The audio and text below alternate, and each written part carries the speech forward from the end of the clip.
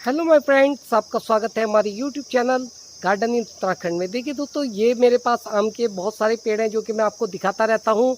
और आम मैं घर पे ही तोड़कर खुद ही पकाता हूँ उन्हें, यानी कि उनकी राइपिंग करता हूँ। पेड़ों पे पॉसिबल नहीं हो पाता क्योंकि चमगीदड़ वगैरह नहीं छोड़ते पेड़ों पर, तो इसलिए तोड़ना ही पड़ता है। तो आज मैं आपको बताऊँगा कि आम को घर पर बिना किसी केमिकल के कैसे पकाया जाता है। तो चलिए चलते हैं, मैं दिखाता हूँ आपको कि किस तरीके से आमों को तोड़ते हैं और किस तरीके से आप उन्हें पकाएं। तो देखिए, कुछ आम मैंने आमों को तोड़ने के लिए इस तरह का छिंका यूज़ करते हैं। इसमें आमों को इधर में फांस करके, यहाँ पर फांस करके तोड़ लिया जाता है और तोड़ने के बाद आमों को कलेक्ट कर लिया जाता है। जैसे ये है, मैं काफ़ी सारे आम तोड़ करके उसको राइपिंग के लिए रखाया हूँ। और उसके बाद कुछ बचे हुए थे तो मैंने कहा चलिए आपको बताता हूँ कि इसे किस तरीके से किया जाता है। तो ये आम हमने तोड़ लिए हैं, बहुत सारे रख दिए हैं, थोड़े से बचे हैं आपको दिखाने के लिए। अब इनको मैं आपको बताऊंगा कि किस तरीके से आपको फर्दर आगे का काम करना है।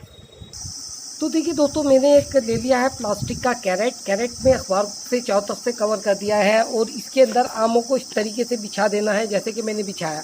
फिर इसके ऊपर एक अखबार रखेंगे, उसके ऊपर फिर आमों की एक लेयर बिछाएंगे, फिर अखबार रखेंगे, फिर आमों की लेयर बिछाएंगे। इस तरीके से ये कैरेट पूरा सील हो जाएगा। ये तो मैंने आपको दिखाने के लिए थोड़े से आमों का डेमोन्स्ट्रेशन किया है कि कैसे करना है। मैं ऊपर ऑलरेडी रख चुका हूँ एक सेपरेट कमरे में करके तैयार, वो मैं आपको दिखाता हूँ कि किस तरीके से ये तैयार हो जाते हैं। तो देखिए दोस्तों, मैंने कुछ इस तरीके से रख लिया है आमों को तैयार करके। लेकिन मैं आपको एक चीज़ बताना चाहूँगा, जैसे कि अभी 10 जून है, आप किस हर आम को ऐसे चाहेंगे कि इस तरीके से रख के आप पका लेंगे। ये कमरा बंद है, यहाँ फ़ैन नहीं चलते, कभी कभी गेस्ट आते हैं तो यूज़ होता है। गर्मियों में कोई नहीं आता तो ये काफ़ी गर्म रहता है। यानी इस समय मैं यहाँ आया हूँ, यहाँ टेम्परेचर 40 डिग्री से ऊपर होगा। तो गर्मी वाली जगह पे इन्हें रखा जाता है। इनमें इथाइलिन गैस जो होती है फ्रूट्स को पकाने के लिए होती है, एग्जैक्ट में नाम में हो सकता है गलती कर रहा हूँ।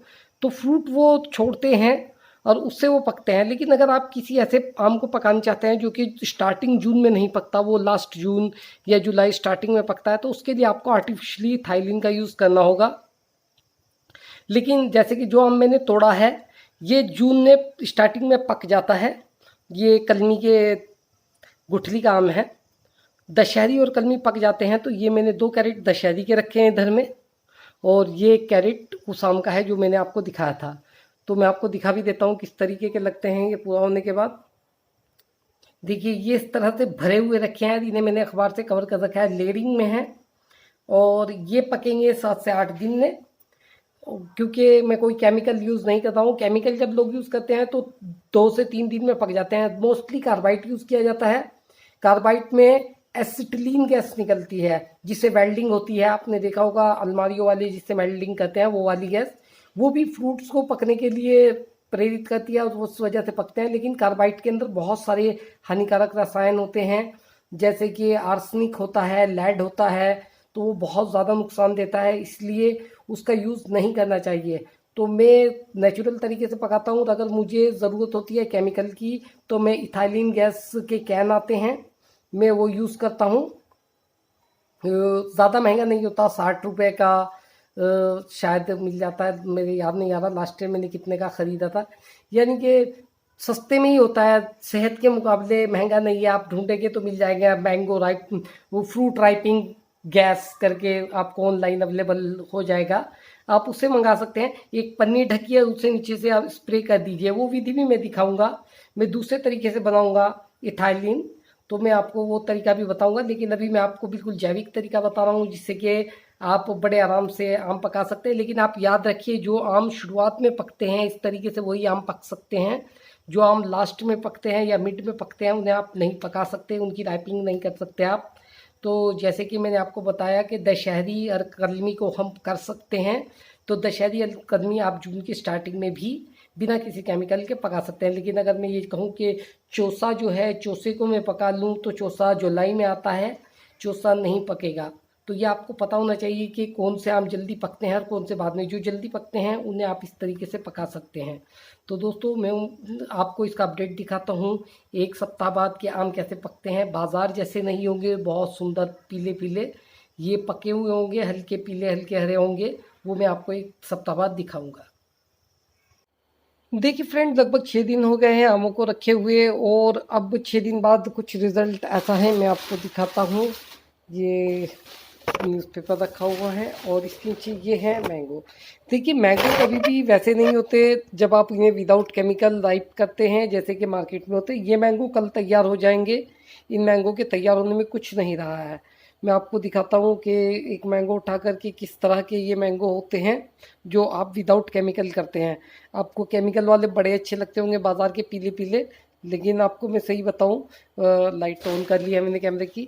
मैंगो सही में यही होता है जिसका रंग इस तरीके का होता है, केमिकल वालों का ही बिल्कुल पीला होता है। तो डाल पर भी आम कभी भी बिल्कुल पीला नहीं होता। चलिए मैं दिखाता हूँ करीब से आपको। तो देखिए दोस्तों, कुछ इस तरह का रंग आता है मैंगो में, कुछ हरा पीला। ये थोड़ा और पीला हो जाएगा कल, आज तो नहीं, कल थोड़ा और पीला हो जाएगा। कल मैं इन सब आमों को निकालूंगा और कुछ आम और दिखाता हूँ। जैसे हम बचपन में ड्राइंग करते थे ज़्यादातर इस तरह के होंगे। देखिए आपको याद होगा, बिल्कुल ऐसी ही ड्राइंग करते थे, आधा पीला होता था आधा हरा, कुछ इसी तरह का होता था बचपन में। तो ये नेचुरल तरीका है आम के पकने का, इस तरीके से पकते हैं। काफ़ी आम पक चुके हैं, नीचे में और पके हुए होंगे, कुछ बिल्कुल पीले भी होंगे। कल तक इनका काफ़ी रंग पीला हो जाएगा, लेकिन हरा रंग इन पे रहेगा, कुछ पीले हो जाएंगे बिल्कुल। तो इस तरीके से ये विदाउट केमिकल पकते हैं और आप देख रहे हैं कि रिज़ल्ट कैसा है। मार्केट जैसे खूबसूरत नहीं होते, हरे हरे से होते हैं।